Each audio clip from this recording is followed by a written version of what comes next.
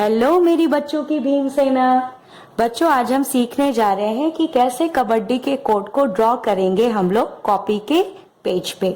ठीक है, तो the code that I am going to draw now that is for main, यानी कि डायमेंशंस कितना होगा, length into breadth, that would be 13 meters into 10 meters. ठीक है, इंक्लूडिंग द लॉबी एरिया। बेटा लॉबी एरिया को इंक्लूड करते हुए इस कोड की कुल लंबाई कितनी होगी, तो total length would be 13 meters और टोटल ब्रेथ कितना होगा, विड्थ कितना होगा, दैट वुड बी 10 मीटर्स।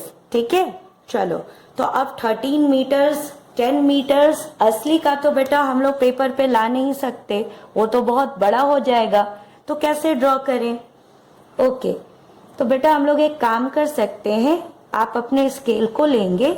ठीक है, स्केल में 1 सेंटीमीटर को if you consider to be equal to 1 meter, है ना, अगर आप 1 सेंटीमीटर को 1 मीटर के बराबर मान ले तो हमारा काम थोड़ा सा आसान हो सकता है।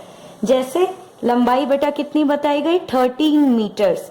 तो आप अगर देखिए यहां से मेजरमेंट शुरू करेंगे आप 0 वाले पॉइंट से, तो 0 वाले पॉइंट पे आपने यहाँ पे 0 मार्क किया, कहां तक जाएंगे, 13 तक। लेकिन ये तो बहुत छोटा सा कोड दिख रहा है ना। आप चाहें तो इतना छोटा कोड बना सकते हैं, लेकिन इससे भी बड़ा कोड अगर बनाना है तो क्या कर सकते हैं, अभी हमने 1 सेंटीमीटर को 1 मीटर के बराबर माना था। अभी अगर 2 सेंटीमीटर को हम कंसिडर करें 1 मीटर के बराबर, असली में तो 2 centimeter is not at all equal to 1 meter, लेकिन अगर हम ड्रॉ करने के लिए मान ले कि अच्छा यहां से यहां मैं 1 मीटर मानूंगा, यहां से यहां तब फिर कितना हो जाएगा, 2 मीटर, यहां से यहां कितना हो जाएगा, 3 मीटर। तो बेटा 13 मीटर्स के लिए कितने सेंटीमीटर लेंगे, अगर 1 मीटर के लिए 2 सेंटीमीटर ले रहे हैं, ठीक है, तो 13 मीटर्स के लिए कितने सेंटीमीटर्स हम लोग लेंगे, 26 लेंगे ना। ठीक है, चलो तो फिर मैं स्टार्ट करती हूँ यहीं से।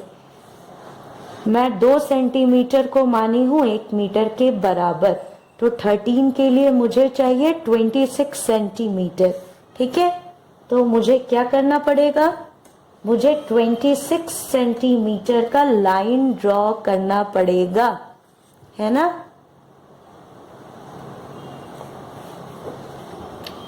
तो मैंने ऐसे स्केल को रखा, यहाँ पर मैंने बेटा 0 का मार्क यहाँ पे हो गया और 26 का मार्क यहाँ पे हो गया। चलो now I am going to draw line. मैं लाइन खींच लेती हूँ।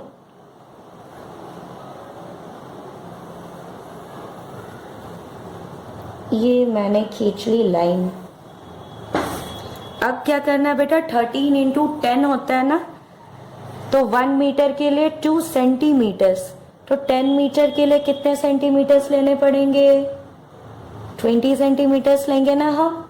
तो 0 तो बेटा यहीं पे ऑलरेडी मार्क किया है, यहीं पे हम स्केल को रखेंगे। ठीक है, अब इस तरफ हमें आना है, 20 सेंटीमीटर्स का मार्क लगाना है। चलो तो यहाँ पे 20 सेंटीमीटर्स आ रहा है।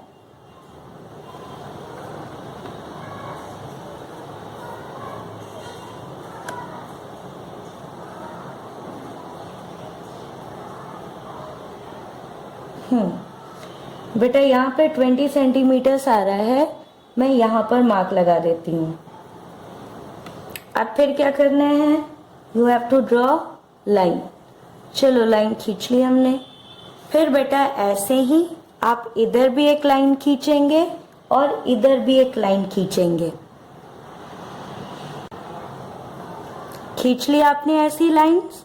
बेटा अब हमें मिड लाइन ड्रॉ करना है, तो मिड लाइन, सेंट्रल लाइन, वो तो बीचों बीच होगा। अगर ये 13 है तो 13 का हाफ कितना होगा, 6.5। ठीक है, तो चलो भाई हम इसके बीच पे मार्क लगा देते हैं। तो 6.5 मीटर्स पे हमें मार्क लगाना है। तो हमने तो 1 मीटर 2 सेंटीमीटर के बराबर यहाँ पर ले लिया था, तो 6.5 का डबल, फिर से हमें 13 सेंटीमीटर मिल रहा है। तो बेटा हम यहाँ 13 जहाँ पर आ रहा है मैंने यहाँ पर मार्क लगा दिया।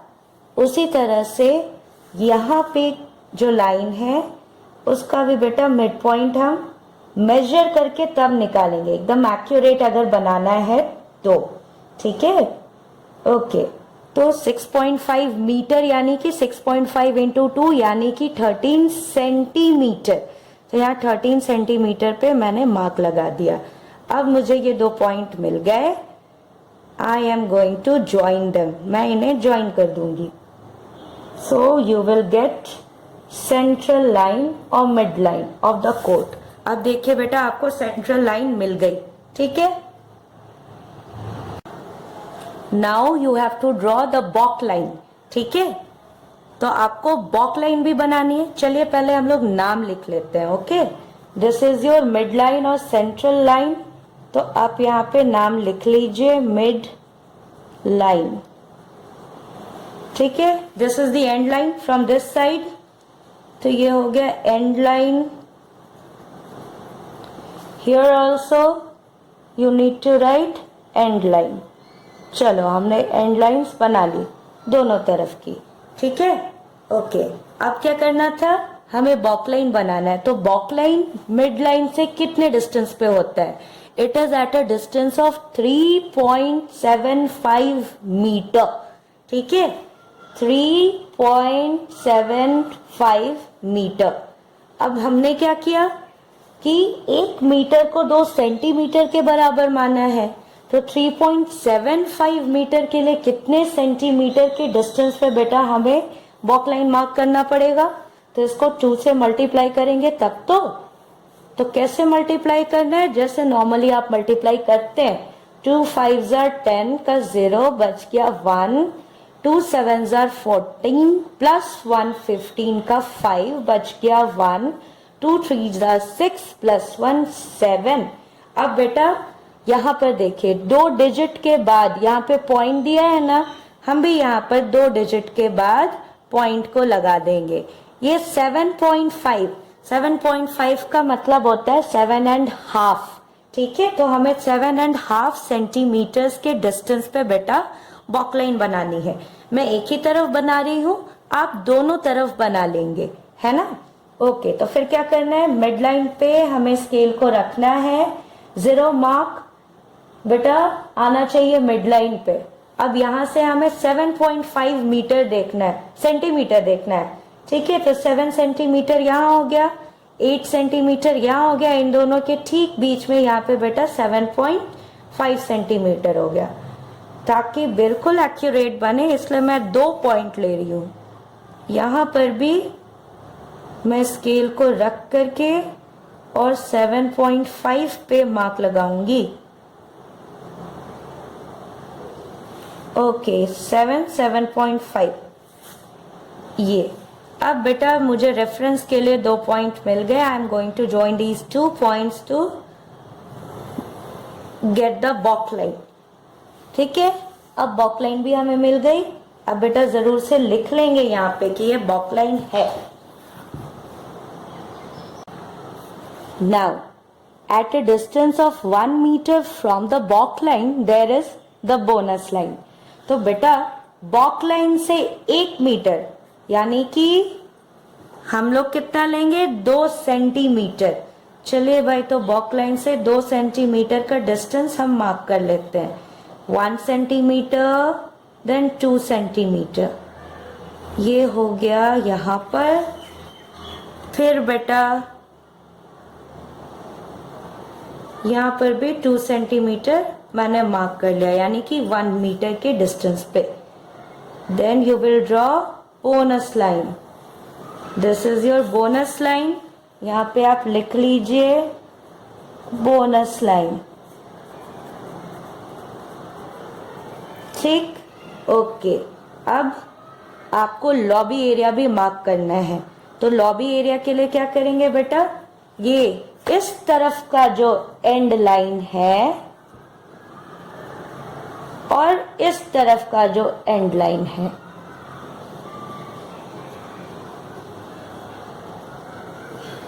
इससे बेटा 1 मीटर के डिस्टेंस पे लॉबी एरिया होता है।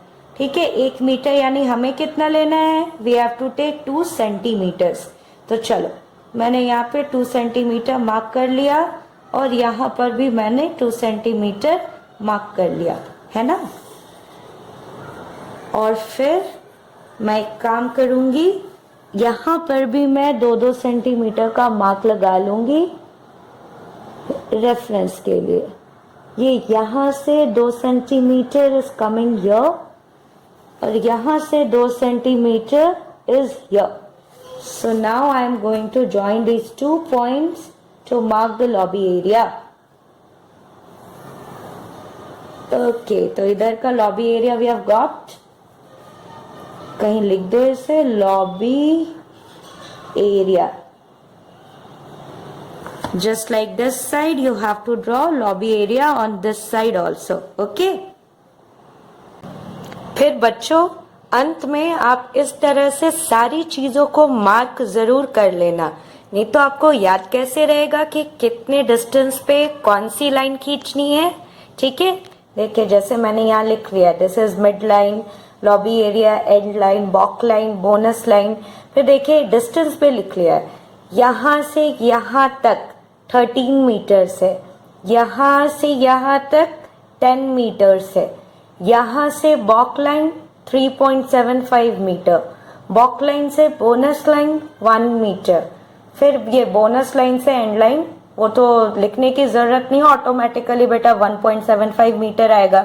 आपने ये वाली लाइन खींच ली, अब ये जो बचेगा ये 1.75 मीटर का ही बेटा आपको ये डिस्टेंस आएगा। ओके, फिर ये लॉबी एरिया का आप यहाँ पे विड्थ लिख लीजिए। ये देखिए 1 मीटर का विड्थ होता है, यहाँ से यहाँ 1 मीटर, यहाँ से यहाँ 1 मीटर।